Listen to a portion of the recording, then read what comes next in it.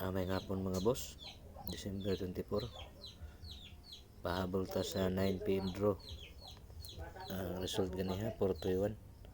Slide man ang atong 432. 432 ato. Sila nga ni, ato suwayan basin og kabawi ta ni. Natay 532. 912 nya 512. Nindot ha mga boss. Kini pwede nyo ni tag-gis-gis. Nindot ha. Pero wag pa siguro ha. Sugal way kasiguruan. Okay.